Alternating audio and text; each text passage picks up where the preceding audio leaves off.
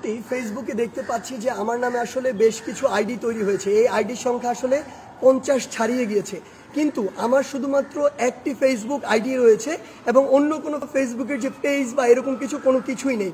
অর্থাৎ আমি এখন এই মুহূর্তে যে আইডিটিতে লাইভ করছি এটি আমার একমাত্র ফেসবুক আইডি, অন্য কোনো আইডি বা পেজ আমার নেই। আমি দেখছি যে বিভিন্ন মিডিয়ার ভাই বোনেরা তাদের যে মিডিয়ার যে বিভিন্ন পেজ রয়েছে কিংবা আইডি রয়েছে সেগুলোতে আমার নাম মেনশন করে ওই আইডিগুলোর মিথ্যা কিছু বিভ্রান্ত তথ্য ছড়াচ্ছেন।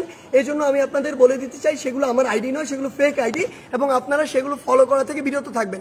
এবং যারা এই মুহূর্তে আমার আইডিতে রয়েছেন আমি তাদেরকে অনুরোধ করব ওই ফেক আইডিগুলো আপনারা আনফলো করে দিবেন এবং সেগুলোতে সম্ভব হলে আমি অনুরোধ করছি যে রিপোর্ট করবেন। এখন দুইটি গুরুত্বপূর্ণ বিষয় নিয়ে আপনাদের সামনে কথা বলতে চাই। একটি বিষয় হচ্ছে যে আমরা দেখছি গতকালকে থেকে বাংলাদেশের বিভিন্ন জায়গায় ঢাকা শহর থেকে শুরু করে বিভিন্ন অপ্রত্যাশিত ঘটনা ঘটছে, সহিংসতার ঘটনা আমরা শুনতে পাচ্ছি।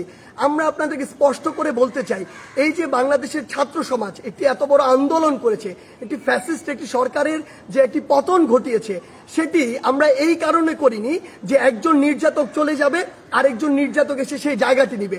এটি আমরা আমাদের জায়গা থেকে কোনোদিনও মানব না।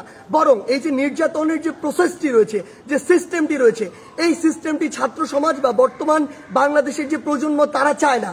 সেই নির্যাতনের সিস্টেমটি চেঞ্জ করার জন্য আমরা আমাদের এই আন্দোলনটি করেছি, এই অভ্যুত্থানটি ঘটিয়েছি পুরো বাংলাদেশের মানুষকে নিয়ে। সেই জায়গা থেকে বিভিন্ন রাজনৈতিক মতাদর্শ, সে বিরোধী মতাদর্শ হতে পারে কিংবা বিভিন্ন যে রাজনৈতিক মতাদর্শে যা ছাত্র সংগঠন বিভিন্ন রয়েছে তাদের কথা বিভিন্নভাবে শোনা যাচ্ছে যে তারা প্রতিহিংসার বশবর্তী হয়ে এই বিভিন্ন ভাঙচুরগুলো চালাচ্ছে। আমরা স্পষ্ট করে বলে দিতে চাই, এই বাংলাদেশে এরকম যদি অন্যায় বা অপরাধ যেগুলো হচ্ছে এগুলোর অবশ্যই প্রত্যেকটির বিচার হবে। সেই জায়গা থেকে আমরা স্পষ্ট করি, আমরা কখনো আমাদের জায়গা থেকে এমন সহিংসতাগুলো সমর্থন করি না। একটি দল 15-16 বছর ধরে বাংলাদেশে এই একটি রেজিম চালিয়েছে, একটি যে স্বৈরাচারী ব্যবস্থা চালিয়েছে, আবার কেউ এসে যদি এটি চালায় তাহলে আসলে পরিবর্তনটা হলো কি, লাভটি হলো কি?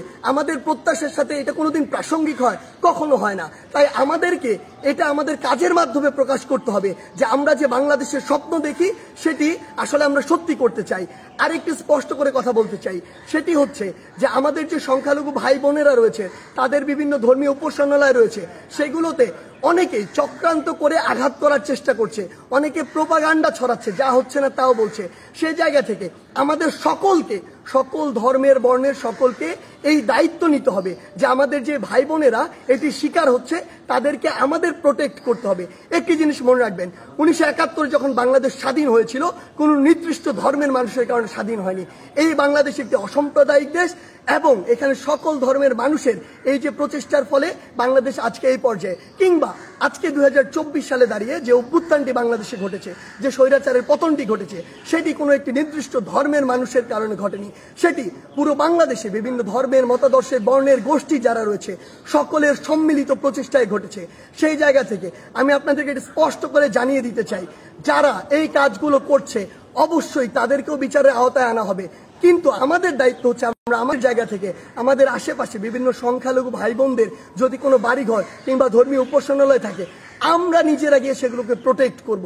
সেই দায়িত্বটি আমাদের, কারণ আমাদের আসলে স্বাধীনতার এখনো শুধুমাত্র একটি প্রাথমিক বিজয় হয়েছে, চূড়ান্ত ধাপে আমরা যাইনি।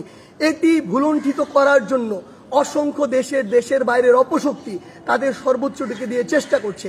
কিন্তু আমরা যদি এই অপকর্মগুলো প্রশ্রয় হতে দেই তাহলে আমাদের এই যে স্বাধীনতার যে চূড়ান্ত বিজয় সেটি কিন্তু অনেক কঠিন হয়ে যাবে। সেই জায়গা থেকে সকলের কাছে অনুরোধ যে আমাদের সকল ভাই বোন যারা এই অত্যাচারের শিকার হচ্ছে সেগুলোর আপনার পাশে গিয়ে দাঁড়ান, সেগুলোর প্রতিবাদ জানান। এবং কেউ যদি কোনো রাজনৈতিক উদ্দেশ্যে প্রতিহিংসার বশবর্তী হয়ে কিংবা অন্য কোনো মতাদর্শ এই চিন্তা করে এসব হামলা চালায়, অবশ্যই এই বাংলাদেশে সেগুলোর বিচার হবে। আপনারা সবাই সবার জায়গায় সচেষ্ট থাকুন যতক্ষণ না পর্যন্ত এই বাংলাদেশে জনগণের ভোটে, জনগণের দ্বারা নির্বাচিত একটি সরকার না প্রতিষ্ঠিত হচ্ছে। ধন্যবাদ।